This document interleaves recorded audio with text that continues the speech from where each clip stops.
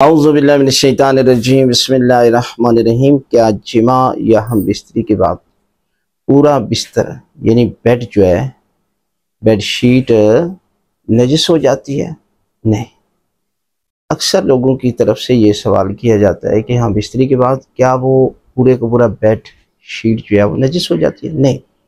नजस तब होती है कि जब मनी, क्योंकि निजासात में है और मनी जिस जगह पर भी, जिस कपड़े पर, जिस जगह पर लगती है वो जगह नजस होती है।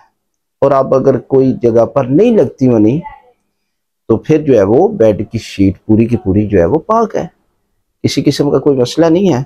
और फिर भी अगर वहाँ निजास्त लगती है किसी जगह पर तो पूरी को पाक करना कोई ज़रूरी नहीं है, उस जगह को पाक कर ले, यही जो है वो काफ़ी है।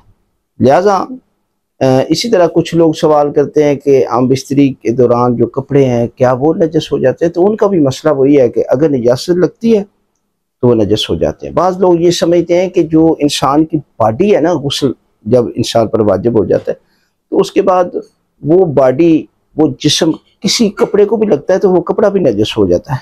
ऐसा कोई मसला नहीं है।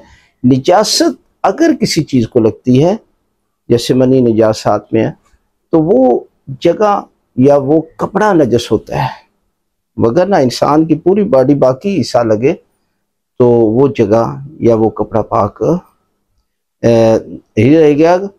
वहाँ जो है वो निजासत लगने की वजह से वो जगह या वो कपड़ा नजस होता है, मगर ना वो पाक रहता है।